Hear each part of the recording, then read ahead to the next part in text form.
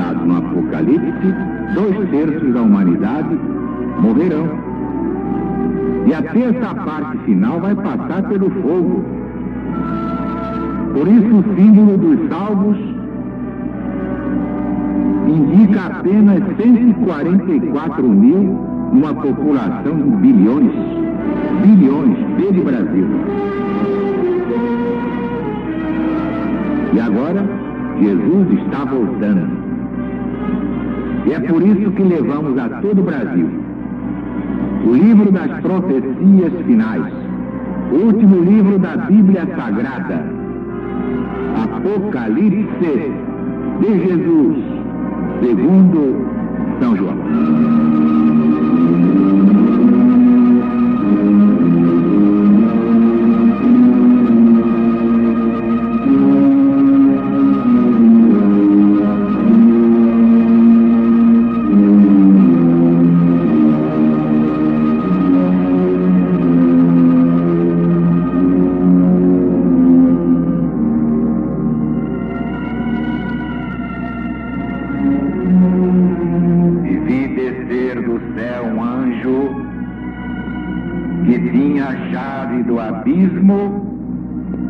E uma grande cadeia na sua mão.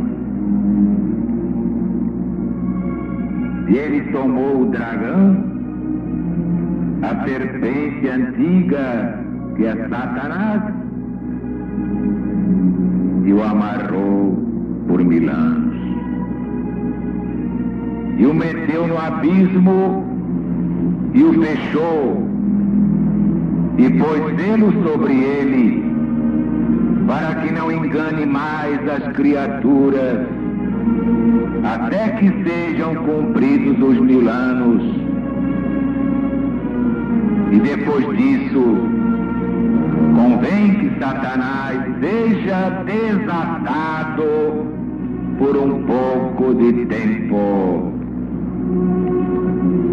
E vi cadeiras, e se sentaram sobre elas, e lhes foi dado o poder de julgar.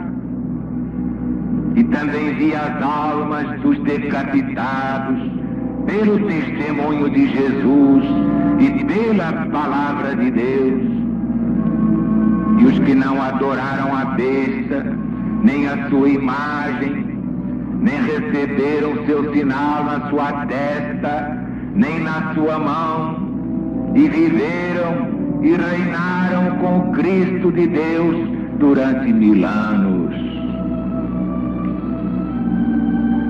Os outros mortos não tornarão a vida até que os 1000 anos sejam cumpridos.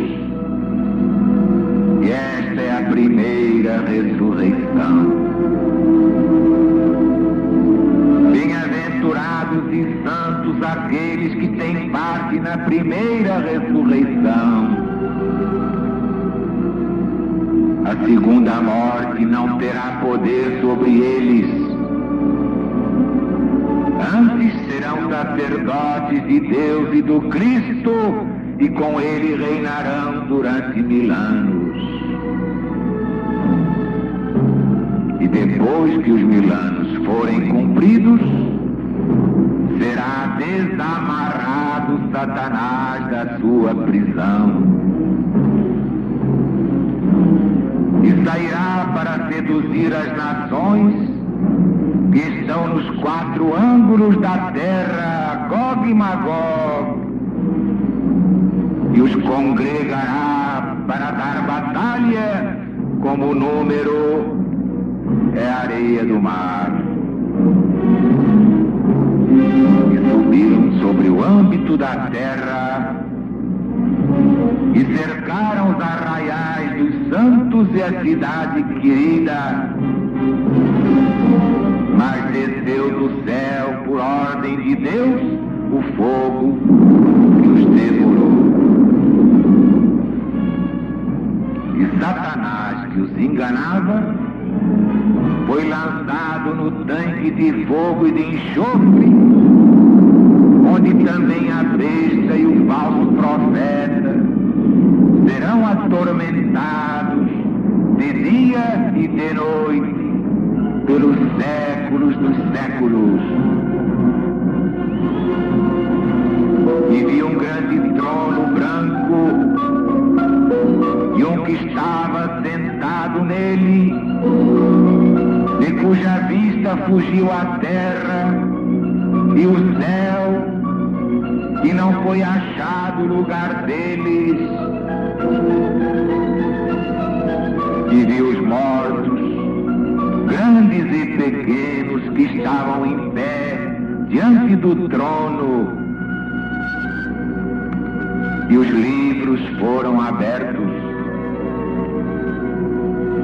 E foi aberto outro livro, que é o livro da vida, e foram julgados os mortos pelas coisas que estavam escritas no livro, segundo as suas próprias obras.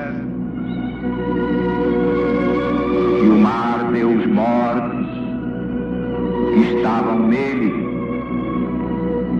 e a morte e o inferno deram os mortos que estavam neles, e se fez julgamento de cada um deles segundo as suas obras. E o inferno e a morte foram lançados no tanque de fogo, e esta é a segunda morte.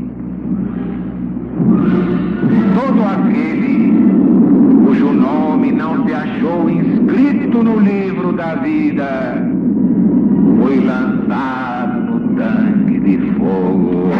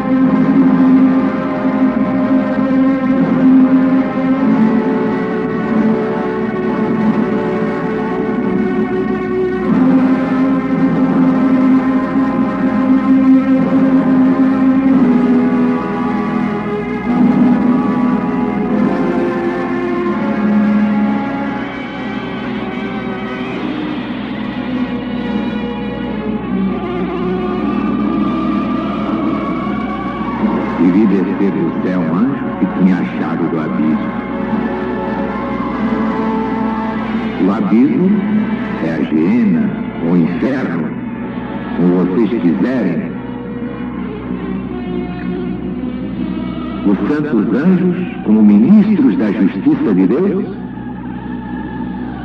têm a chave do abismo para fechar ou soltar os espíritos maus, segundo as ordens que recebem lá de cima, é claro. Não há prisão aqui embaixo, pois há também lá em cima. O que está embaixo é igual ao que está em cima. O que está no alto é igual ao que está embaixo. E quando o discípulo está pronto, o mestre aparece.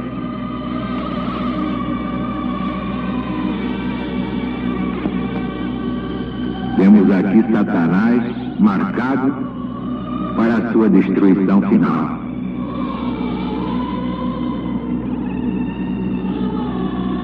O anjo de Deus meteu Satanás no abismo e o fechou, pôs selo sobre ele, para que não engane mais as criaturas,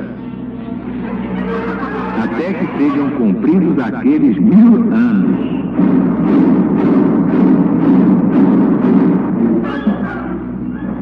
Isto não significa que estejam totalmente acabadas as seduções, as trapalhadas, as tentações de Satanás. Mas é claro que tudo vai diminuir, porque o poder de Satanás vai sendo cada vez mais reduzido à impotência. Isso explica muito bem Santo Agostinho na sua obra De Civitate Dei. Mas ainda vai dar muito trabalho. E agora, principalmente, Porque Satanás está desesperado sabendo que lhe resta pouco tempo. Já vai fazer muito estrago, vai. E vi cadeiras e se sentaram sobre elas. É claro que aqui só se fala de Bíblia na mão, mas a Bíblia sem bolor, sem fedor, a Bíblia à luz do novo mandamento, em espírito e verdade. O contexto faz ver que os sentados nesses tronos eram as almas dos mártires, as almas dos que tinham sido degolados, quer dizer, os mártires, que em maior número foram mesmo decapitados. São Paulo não morreu assim? Foi decapitado por ordem do débil mental Nero. Imagine, Jesus nasceu numa manjedoura, né? E foi ser carpinteiro. Nero era imperador. E viveram e reinaram com Cristo durante 1000 anos. Este é o primeiro reinado dos mártires por todo o tempo que durar o reinado das suas almas bem-aventuradas. Não vale a pena a gente ser perseguido? Não vale a pena a gente aguentar firme aí? Claro que vale. E esta é a primeira ressurreição. Isto é, conforme a sentença do Evangelho, aquele que ouve as minhas palavras e as guarda já passou da morte para a vida. Quem é que disse isso? Quem guarda o meu mandamento, isto é, quem o vive, não morrerá mais. Já passou da morte para a vida. Morrerá na matéria, mas isso não é morrer. Pior é a morte espiritual, e é a segunda morte. E essa é do Apocalipse. Portanto, não há nada mais importante que o amor que Jesus condensou nesse versículo 34 do capítulo 13 do Evangelho segundo São João. E até São Paulo, que caiu do cavalo depois de perseguir Jesus, não é? Até o ex-Saulo de Tarso aconselhava: levanta-te, ó tu que dormes, e ressurge dentre os mortos, e Jesus Cristo te iluminará. Na carta aos Efésios, capítulo 5.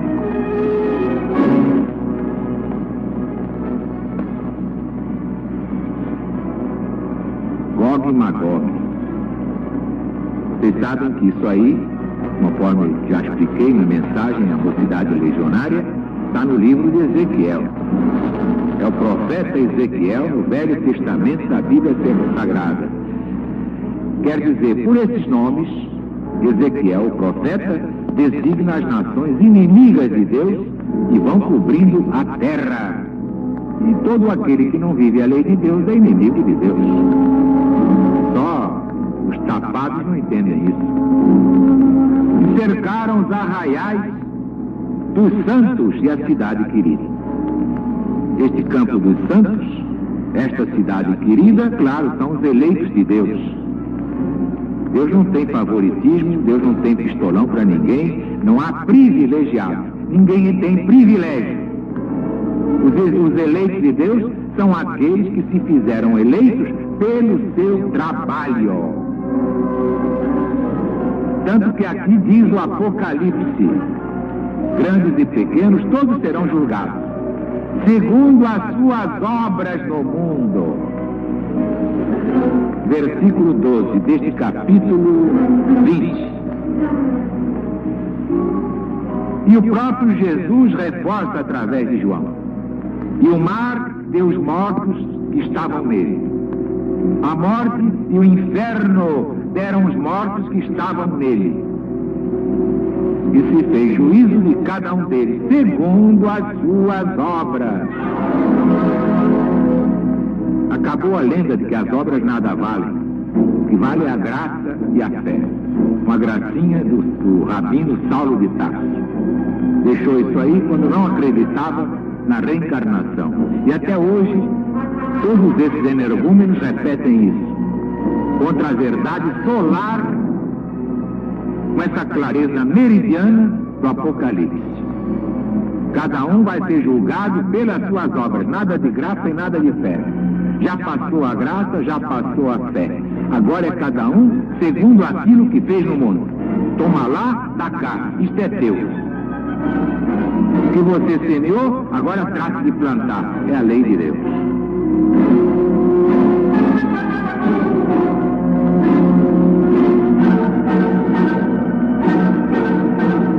O inferno e a morte foram lançados no tanque de fogo. Claro, dizia São Paulo que a morte seria o último inimigo que Jesus destruiria. Ele escreveu isso na primeira epístola aos Coríntios. Não tem nada a ver com o time de futebol aí.